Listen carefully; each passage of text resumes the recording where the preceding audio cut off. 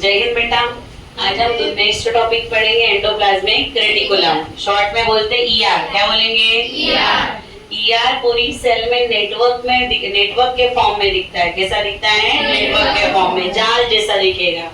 अब ईआर के कंपोनेंट और टाइप दोनों चीजें पढ़ेंगे अपन। पहले पढ़ते हैं इसके कंपोनेंट। तो ईआर में 3 कंपोनेंट होते हैं। कितने कंपोनेंट होते हैं? 3। पहला कंपोनेंट है सिस्टर्नी। क्या है बेटा? सिस्टर्नी प्लेट होती है। कैसी होती है? प्लेट। कि सिस्टर्नी जो है चपटे स्ट्रक्चर है, फ्लैट स्ट्रक्चर है। ये एक दूसरे से कनेक्टेड नहीं है, ये एक दूसरे से कनेक्टेड नहीं है। इसीलिए अपन ने लिखा अनब्रांच्ड। क्या लिखा बेटा? अनब्रांच्ड। इस पे अपन देखे कभी भी इस पे ऑलवेज राइबोसोम प्रेजेंट रहता है। इस पे ऑलवेज क्या रहता है? राइबोसोम।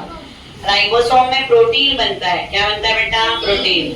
फिर उसके बाद में दूसरा कंपोनेंट आता है वेसिकल्स। क्या आता है बेटा? वेसिकल्स सर्कुलर या स्फेरिकल है। सर्कुलर या स्फेरिकल है, गोल गोल है।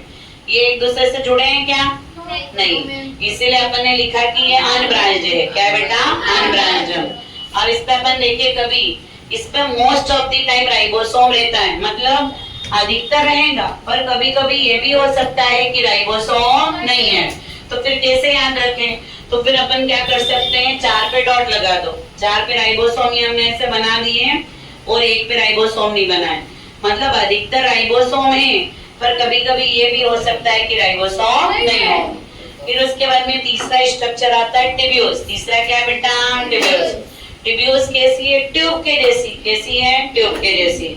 ये टिब्यूल्स एक दूसरे से कनेक्टेड है। देखो ये एक ही ट्यूब है। इसमें अपन देखे कभी आगे ये पहली ब्रांच, ये दूसरी ब्रांच और यहीं पर ये क्या आ गई है? तीसरी ब्रांच। तो ये ट्यूब्यूल्स क्या होती है? ब्रांच्ड होती है। क्या होती है? ब्रांच्ड होती है। फिर इसके बाद में अपन देखे कभी इसके ऊपर कभी भी राइबोसोम नहीं होता। राइबोसोम अपसाइड है। राइबोसोम क्या बेटा? अपसाइड। फिर इसके बाद में आता है, ये तो हो गए इसके कंपोनेंट। क्या है बेटा? मतलब वो किन चीजों से बना हुआ है। अब वो कितने तरीके से हो सकता है, तो कितने तरीके से, तो वो टाइप हो जाएंगे। क्या हो जाएंगे? टाइप। तो राइबोस अपन देखे कभी ईआर के कितने टाइप है? 2। ईआर की सरफेस पे राइबोसोम हो, किसके बेसिस पे कर रहे हैं? राइबोसोम के बेसिस पे। कि राइबोसोम आ जाए तो सरफेस क्या हो जाएगी? रफ। कि जैसे ये सरफेस है, राइबोसोम आ गया तो सरफेस क्या हो गई बेटा? रफ हो गई। तो इसलिए बोल दिया रफ एंडोप्लाज्मिक रेटिकुलम। शॉर्ट में बोल देंगे आरईआर। क्या बोल देंगे? आरईआर। ईआर की सरफेस पे हम देखे कभी कि कोई भी राइबोसोम नहीं आया, कोई भी राइबोसोम नहीं आया, तो सरफेस क्या रहेगी? स्मूथ। क्या रहेगी? स्मूथ। तो बोल देंगे स्मूथ एंडोप्लाज्मिक रेटिकुलम। जैसे टेबल है, उस पे 3-4 आयरन नेल लगा दी, लोहे की कीलें लगा दी अपन ने, तो टेबल की सरफेस क्या हो जाएगी? रफ। और कील नहीं रहेगी तो स्मूथ। तो राइबोसोम हो तो रफ और राइबोसोम नहीं हो तो स्मूथ। अब राइबोसोम का काम मैंने तुमको पढ़ाया है। क्या काम है? Protein synthesis. क्या है? प्रोटीन सिंथेसिस या प्रोटीन बनाना।